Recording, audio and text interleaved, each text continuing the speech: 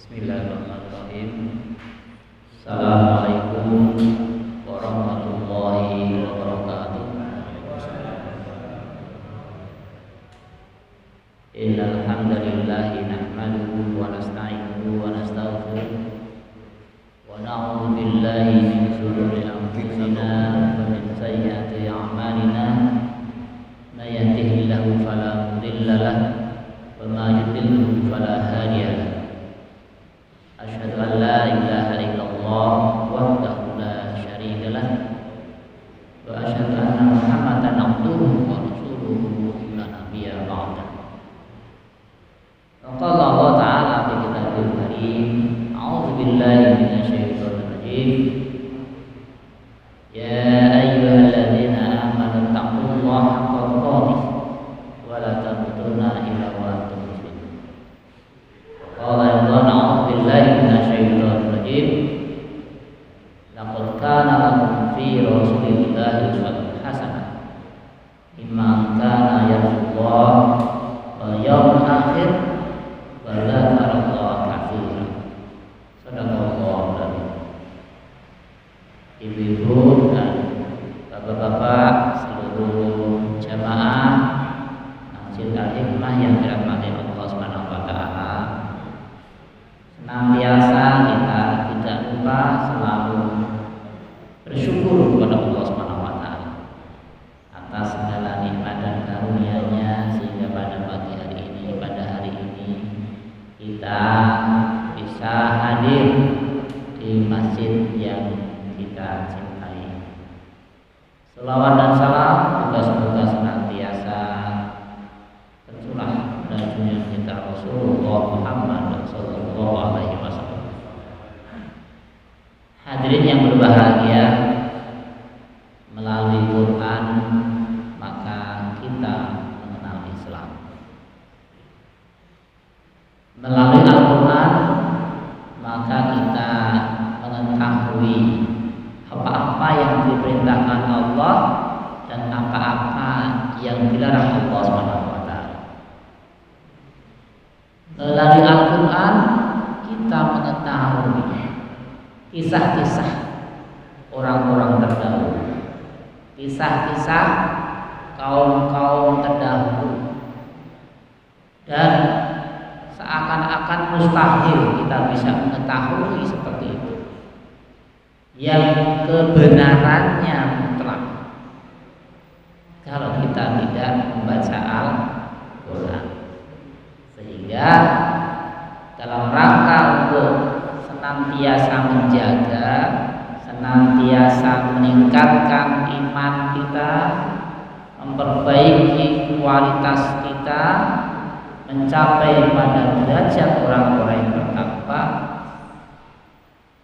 Quran senantiasa hadir di tengah-tengah kita. Tapi satu pertanyaan lagi,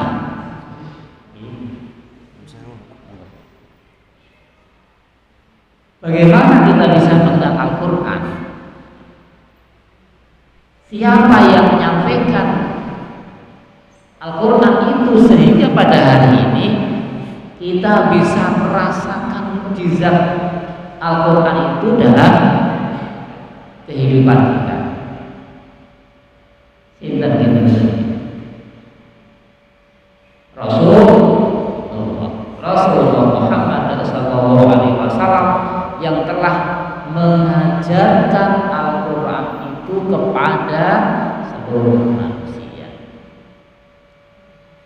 Maka kemarin kita juga sudah menyampaikan bahwa definisi Al-Quran itu adalah kalamullah yang memang turunnya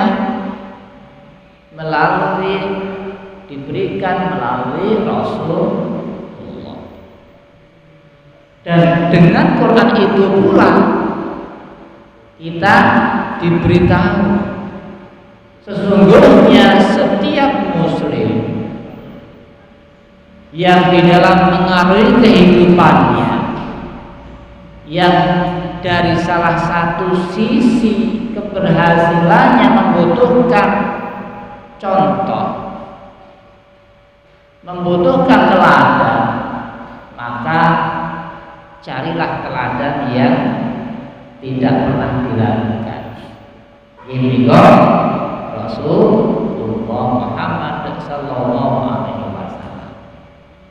Sehingga di dalam surat Al-Ahzab ayat 21 tadi yang saya bacakan, a'udzubillahi minasyaitonir rajim, laqad kana lakum fi rasulillahi uswatun hasanah liman kana yarjullaha wal yawmil akhir wa dzakarallaha katsiran. Sungguh telah ada pada diri Rasulullah uswatun hasanah, suri teladan yang baik. Bagi siapa? Liman kana yarjullaha wal yawmil akhir wa dzakarallaha katsiran. Bagi mereka-mereka yang selalu berharap rahmatnya Allah Subhanahu wa taala.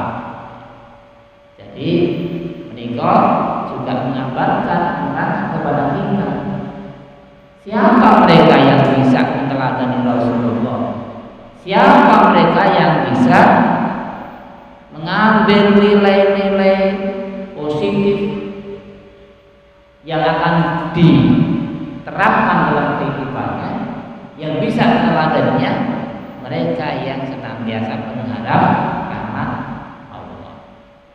Yang kedua, mereka yang juga mengingat hari kiamat, mengharap hari kiamat. Wa dzakarallaha katsiran, dan mereka yang senantiasa berzikir yang banyak. Bapak Ibu yang dirahmati Allah Subhanahu wa taala, maka kemudian seberapa dalamnya, seberapa bermaknanya seorang muslim di dalam menerapkan ayat ini. Artinya bahwa seberapa bermaknanya, seberapa berkualitasnya seorang muslim mengambil Rasulullah Muhammad sallallahu alaihi wasallam menjadi suri teladannya, maka tergantung seberapa besarnya dia mengenal Rasulullah.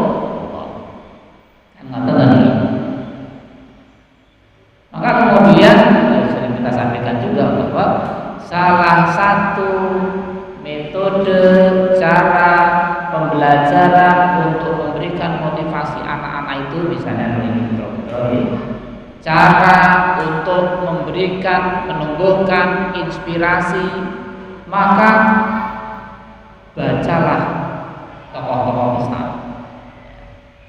Maka kemudian di situ ini tokoh ini penemu ini, tokoh ini penemu ini, ya. Tokoh ini yang membuat ini, punya karya dan sebagainya. Kalau Bapak Ibu tidak di mana itu di Jogja ini, nanti gitu Pak, ada namanya rumah pintar apa itu. Itu kan ada salah satu space itu kan ada gambar orang-orang di situ, yang tokoh-tokoh di situ, dipajang di situ foto-fotonya. Ini dia menemukan ini, dia membuat ini, dia sudah menciptakan dan arti membuat itu, berkarya seperti itu. Maka gambar itu tidak akan bermakna kalau hanya dilihat, oh orangnya seperti itu, oh wajahnya seperti itu, oh penampilan seperti itu, tapi akan mempunyai nilai tersendiri kalau kemudian kita baca di bawahnya, kan begitu kan? Contohnya salah satunya ada Pak Habibie di situ. Nah, beliau apa karyanya ini. Nah, itulah maka kemudian bisa menginspirasi. Tentunya lebih daripada itu bahwa ayat ini memberikan keterangan kepada kita, sungguh telah ada pada diri Rasulullah itu adalah uswatun hasanah, sesuatu yang keteladanan yang baik, yang sudah menjadi kewajiban dan juga menjadi kebutuhan setiap kita seorang muslim. Dan itu merupakan konsekuensi dari pada saat kita mengucapkan kalimat syahadat asyhadu alla ilaha illallah wa asyhadu anna muhammadar rasulullah. bersaksi bahwa tiada ilah selain Allah, tiada sesembahan selain Allah, dan bersaksi bahwa Nabi Muhammad SAW utusan Allah. Ini sesungguhnya rentetan rangkaian yang tidak dipisahkan, dan juga nanti dengan ati Allah wa atiur Rasul, taat kepada Allah dan taat kepada Rasul. Ini yang tidak bisa dipisahkan. Taat kepada Allah sekaligus harus taat kepada Rasul. Iman kepada Allah dan juga sekaligus melaksanakan sunnahnya. Tidak bisa hanya saya cuma bawa Quran, nggak percaya dengan sunnah hadisnya. Nggak bisa, karena dua-duanya merupakan hal yang selalu terkait. Bapak Ibu bahagia, maka kedalaman inilah yang senantiasa selalu kita sampaikan. Mestinya mengenal Rasulullah itu sejak anak-anak masih kecil itu sudah kita mulai. Makanya kalau kita mengintrospeksi kita masa itu, sejak kapan sih kita mengenal Rasul itu? Sejak kapan sih kita mengenalkan anak-anak kita dengan Rasul itu? Apakah anak-anak itu lebih kenal dengan tokoh-tokoh kartun gitu, daripada Rasul? Apakah anak-anak itu lebih mengenal tokoh-tokoh, misalnya tokoh-tokoh sepak bola gitu ya, atau tokoh-tokoh cerita-cerita yang ternyata juga cerita-cerita karangan itu daripada Rasul? Nah, ini menjadi titik tolak kita semua agar anak-anak kita, generasi-generasi setelah kita itu lebih mengenal Rasulnya daripada mengenal hal-hal yang lainnya. Karena kalau mengenal Rasulullah mereka sudah menjadi konsekuensi dari pada saat seorang muslim itu bersahadat. Rasul itu apa sih? Kadang-kadang kalau anak-anak itu bertanya, Rasulnya apa toh? Rasul itu ya kalau pengertian secara garis besarnya ya Al-Rijal Al-Mustafa Al-Mursalin minallah birisalah ilan nas. Ya, Rasul itu seorang laki-laki yang terpilih, katanya. Jadi Rasul itu kan hamba Allah yang terpilih, yang diutus oleh Allah dengan risalah yang harus disampaikan kepada manusia. Jadi Bapak Ibu yang berbahagia, maka dengan pengertian seperti ini, ya namanya Rasul itu mesti orang-orang yang terpilih, hamba-hamba Allah yang terpilih. Dan kalau orang-orang terpilih ini mesti mempunyai kedudukan yang istimewa. Tapi kedudukan yang istimewa itu pun juga mempunyai kewajiban yang istimewa yang tidak semua orang mampu melaksanakan. Kenapa? Salah satunya adalah setelah beliau itu dipilih Allah SWT, langsung kemudian diutus untuk apa? Menyampaikan apa? Menyampaikan risalahnya, menyampaikan ajarannya kepada siapa? Kepada manusia. Maka pembebanan berat kepada seorang Rasul itu adalah pada saat beliau harus menyampaikan ajaran Allah kepada seluruh manusia. Nah, kalau kita kan benjing, kadang-kadang itu Pak tulung apa niki enten surat saking Pak RT, kula dereng sempet sowan nggih, titip nggih. 3 dino, petang dino, malam minggu berangkat ternyata kesupen. Kalau kesupen itu lo lali terus putih. Tapi pemene wong lali kok dibeksa. Dalile napa? Ya wong niku kan dununge wong salah nang lali, nek lali mosok dibeksa. Seakan-akan tidak berdosa, ngoten. Nah, ora salah. Dan itu berulang-ulang. Kita kan rupanya berulang-ulang nih. Ada lagi misalnya ini. Wes rasane neko. Ora usah elek-elek wong, kowe nek dijotosi piye. Lah ini kan ajarannya eleh sampeyan wae wong liya kan ya ana sing ngandani, kowe rasane ngandani. Ketika ngandani Pak Kiai ini ngaten nggih. Ya wis rasah lah. Ngaten nggih. Jadi kalau kita bisa menghindar walaupun sebenarnya boten ya. Karena kalau kita tuh menjadi umatnya Rasulullah, maka pada saat Rasulullah menjadi seorang dai, maka kita juga menjadi seorang dai yang mempunyai semangat untuk menyampaikan bahwa satu ayat. Tapi seringkali kita menghindar. Kenapa? Resikonya berat. Tapi kalau Rasulullah belum sakit, tidak bisa. Karena seluruh ajaran itu, seluruh risalah itu beliau yang menyampaikan kepada manusia. Maka pada saat beliau itu menjadi orang yang terpilih untuk menyampaikan ajarannya itu, menyampaikan risalah Allah, maka beliaulah yang kemudian menanggung seluruh akibatnya, konsekuensinya. Karena kalau tidak beliau menyampaikan, tidak ada yang menyampaikan. Padahal risalah ini penting bagi manusia.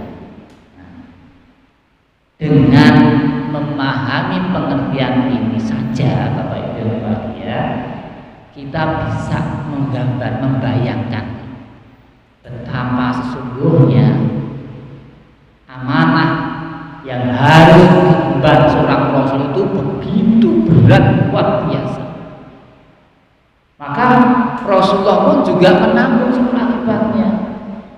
Dihina, dicaci, dikatakan macedon, dikatakan orang gila, dikatakan tukang sihir, dikatakan ini Muhammad ini tukang pemecah belah umat, dikatakan penghayal. Pada saat beliau cerita tentang Isra Mi'raj, ini Muhammad tuh gimana tuh? Apa mungkin semalam bisa sampai ke Sidratul Muntaha, balik lagi, kemudian udah nyampe di sini lagi. Jadi begitu banyak caci makian itu yang diarahkan kepada beliau. Tidak hanya itu aja, tidak hanya caci maki yang secara perkataan, tetapi sudah sampai pada fisik. Berapa kali Rasulullah dicoba untuk dibunuh. Nah, kita kan sudah ngawas ini. Jadi berapa kali orang-orang kafir pada saat itu ingin membunuh Rasulullah. Ternyata Allah melindungi. Sampai kemudian Rasulullah harus berhijrah pindah ke Madinah. Bukan karena beliau itu merasa berat dan tidak mampu, bukan. Karena ini perintah Allah Subhanahu wa taala untuk memberikan tempat yang lebih baik, dan juga karena kemudian penderitaan, kesusahan, kesulitan itu tidak hanya dialami oleh Rasulullah, tetapi juga dialami oleh sahabat-sahabat beliau, yang tentunya sahabat-sahabat itu ya tidak seperti Rasulullah yang mempunyai istilahnya daya tahan yang luar biasa itu. Maka kemudian Allah perintahkan hijrah. Contohnya seperti itu, pemboikotan, ya. Diboikot ya, supaya tidak bisa makan, tidak mendapatkan akses. Itu terjadi seperti itu. Tetapi itu juga harus diterima di Allah. Kenapa? Karena Rasulullah itu orang yang terpilih untuk menyampaikan risalah, menyampaikan ajaran kepada manusia. Nah, kisah-kisah seperti ini, Bapak Ibu yang bahagia, bukan dongeng, tapi kisah-kisah inilah kemudian yang bisa menumbuhkan rasa cinta kita kepada Rasul. bisa menginspirasi sehingga kita itu bisa meneladani beliau dalam hal apa. Maka makna dari kita meneladani Rasul itu harus kita buka dengan bagaimana kita mengenal Rasul. Bapak Ibu, kalau di rumah kagungan buku nopo yang sudah dipajang di perpustakaannya, banyak buku tentang Rasul atau banyak yang lainnya. Nah, coba nanti kita lihat ya. Pada saat yang sama, pada saat yang sama Bapak Ibu, sekarang pun masih banyak orang yang mencaci, mencela, menghina Rasul. Nah, kalau kita mempunyai referensi yang cukup terkait dengan kisah-kisah Rasul, sirah Nabi, sirah Rasul, maka kita tidak akan masalah. Kita akan bisa menjawab dengan baik. Tetapi kalau kita tidak memilikinya, tidak mengenal Rasul dengan baik, maka caci makian mereka seperti itu akan menjadikan kita bingung. Oh iya ya, oh gitu ya, masa sih begitu, loh kok begitu. Akhirnya apa, kita bingung. Nah, maka mari Bapak Ibu ya, dalam rangka untuk mengimplementasikan tadi ayat tadi, di mana ayat ini Allah sudah menjamin bahwa Rasulullah itu suri teladan, laqad kana lakum uswatun hasanah, itu suri teladan yang baik itu, maka kita mulai dengan mengenal kita kepada Rasul sedalam-dalamnya. Dalam hal apa? Dalam semua aspek kehidupannya. Baik beliau sebagai seorang dai, beliau sebagai kepala negara, beliau sebagai kepala rumah tangga, beliau sebagai bagian dari masyarakat, dan seluruh aspek kehidupannya itu sesungguhnya pada saat kita bisa mengenal beliau, pada saat kita bisa memahami dan mengerti betul tentang beliau, maka ini merupakan jawaban atas permasalahan-permasalahan yang kita hadapi kalau kita mendapatkan persoalan dalam kehidupan itu. Contohnya, ini kita kalau cerita Rasul ya sampai 2 jam nggak habis. Satu contoh aja, ini. Ini kalau penjenengan perang kontak ya, Parit. Ya itu kalau kita baca kisahnya perang Parit. Ini metode yang luar biasa yang belum pernah ada sebelumnya itu ya. Jadi ini terkait dengan sahabat Salman Al-Farisi.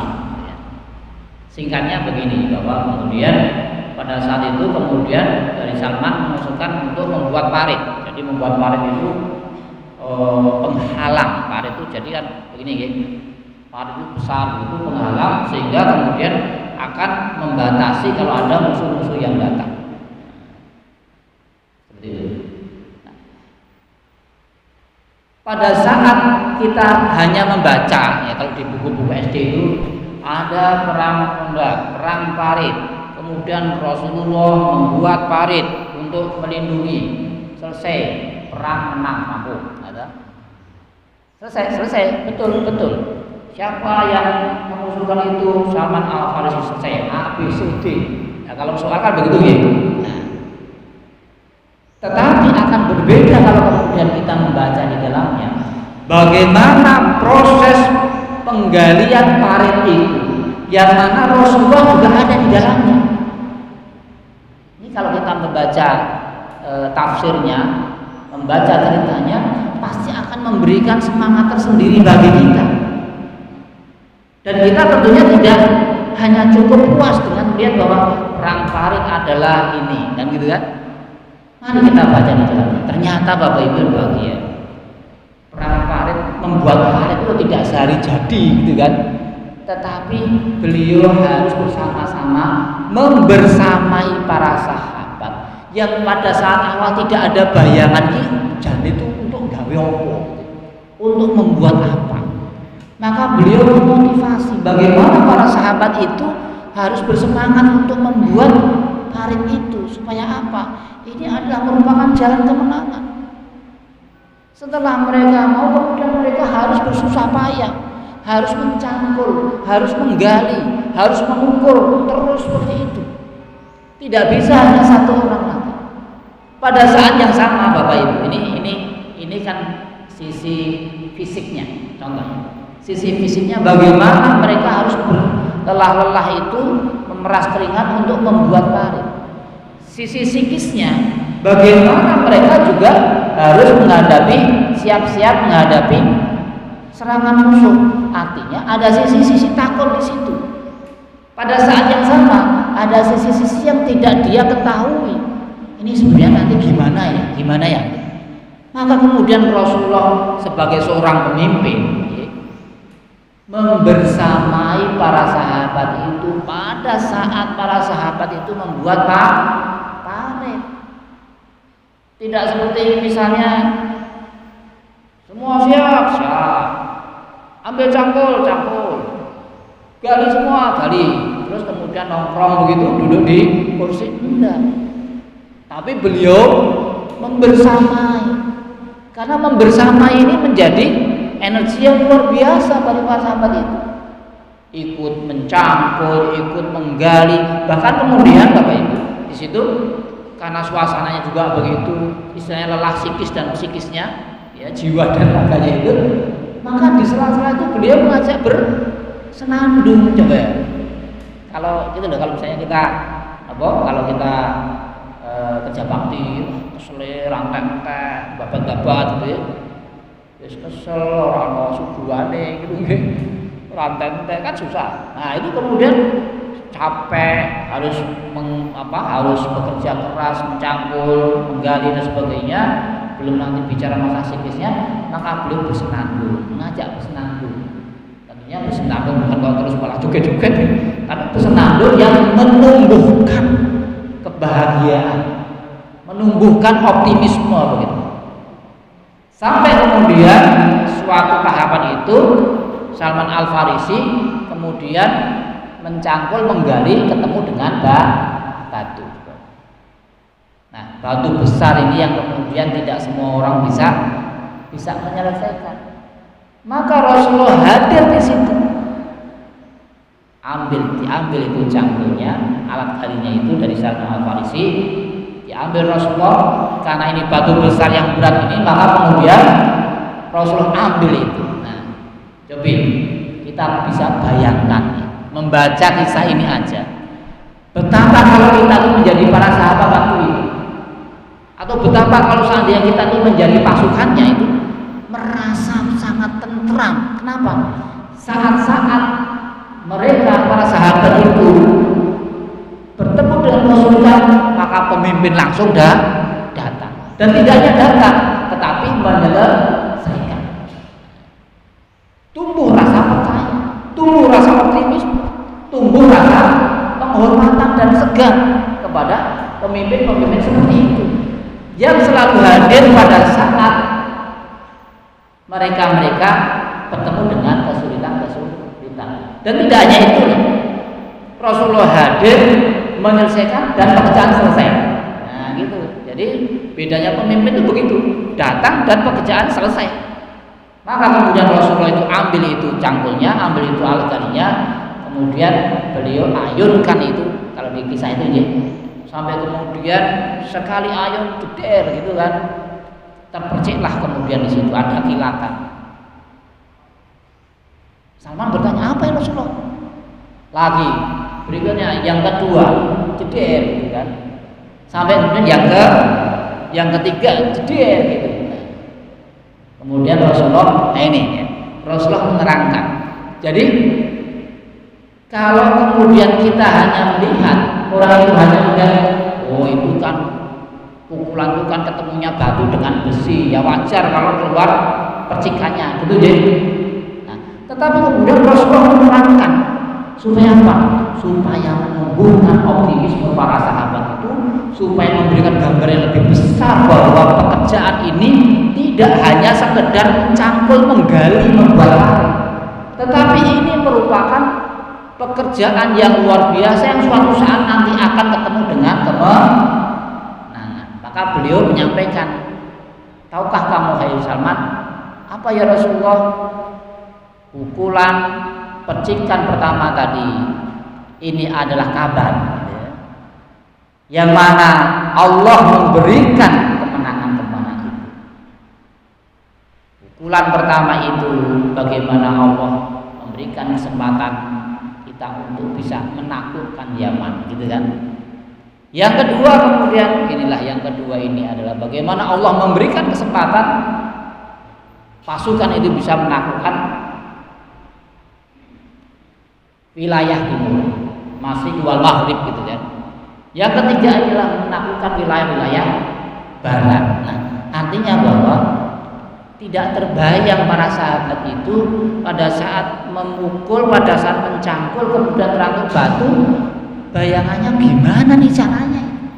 Tetapi kemudian Rasulullah hadir menyelesaikan dan bisa sekaligus memberikan tafsirannya dan memberikan penjelasan. Inilah kemenangan-kemenangan yang dijanjikan Allah SWT kepada pasukan ini, yang tidak hanya mencangkul, tidak hanya menggali, tidak hanya membuat parit, tetapi dengan itu Allah memberikan janji kemenangan, menaklukkan seluruh wilayah di Yaman, kemudian seluruh barat dan seluruh di timurnya.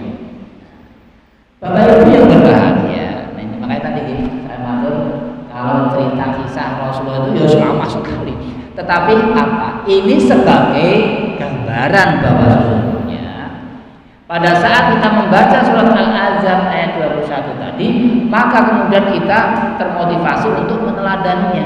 Pada saat kita meneladani, maka kuncinya adalah bagaimana kita mengenal apa yang kita teladani, yaitu Rasulullah. Pada saat bagaimana kita mengenal, maka kita harus banyak membaca kisah sirah Rasulullah yang di dalamnya ada mutiara-mutiara kehidupan yang pasti dibutuhkan setiap muslim dalam menghadapi persoalan-persoalan dalam kehidupannya.